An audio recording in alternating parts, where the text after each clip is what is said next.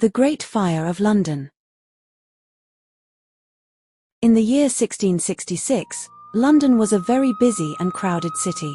Many people lived and worked there, and the city was full of life. Most houses were small and built from wood, which was cheap and easy to use. The streets were narrow, dark, and often dirty. Buildings stood very close together, sometimes almost touching. This made the city noisy and lively, but it also made it dangerous. At that time, people did not have electricity or gas. They used open fires to cook food, to bake bread, and to keep warm. Many homes had fires burning all day. Shops and bakeries also used large ovens. In the summer of 1666, there was little rain, and the weather was very dry. Because of this, wood burned easily, and the city was at great risk of fire. On the night of the 2nd of September, 1666, a fire started in a bakery on Pudding Lane. The bakery belonged to a man called Thomas Fariner. He baked bread for the people of London. That night, he forgot to put out the fire in his oven before going to bed. While everyone was sleeping, a small spark jumped out of the oven. The spark landed on nearby wood, and soon the bakery began to burn. At first, the fire seemed small, but very quickly, the flames grew bigger and stronger. The bakery was made of wood, and so were the houses next to it. Soon, the fire spread from one building to another. The fire climbed up walls and jumped across streets. Within a short time, many buildings were on fire. The wind was very strong that night. It blew the flames through the streets and pushed the fire across the city.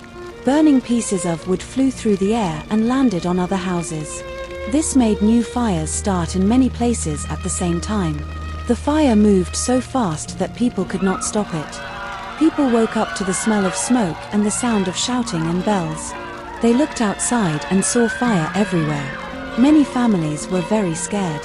They ran out of their houses in the middle of the night. Some people were still wearing their night clothes.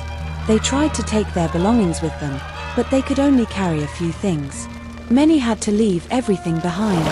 People worked together to try to stop the fire. They formed long lines and passed buckets of water from the river and wells. Some men tried to pull houses down to make gaps and stop the fire from spreading. However, there were no modern fire engines at that time. The tools they had were simple and not very effective. The heat from the fire was so strong that people could not get close. As the fire grew, many people decided to escape the city. Some families climbed into boats on the River Thames and floated away from the flames. Others walked for hours and slept outside in fields, parks, or open spaces. They were tired, hungry, and afraid. Many people did not know where they would live next. The fire burned for 4 days. During this time, it destroyed a very large part of London. Thousands of houses were burned down.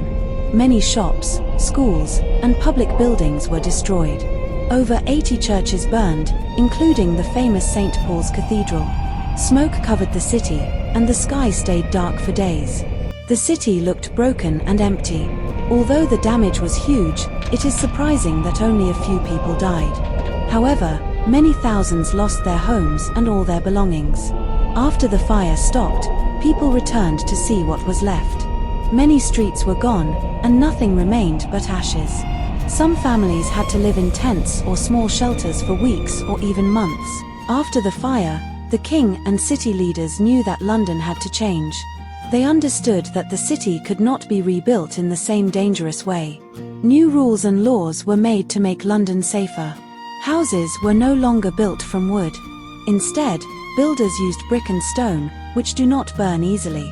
The streets were made wider, so fires could not spread so fast. New plans were created for the city.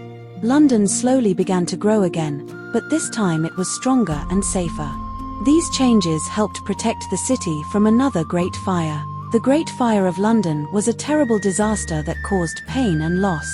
Many people suffered, and the city was badly damaged. But the fire also brought positive change. It helped London become cleaner, safer, and better planned. Today, people remember the Great Fire as an important moment in London's history and a lesson about safety and rebuilding.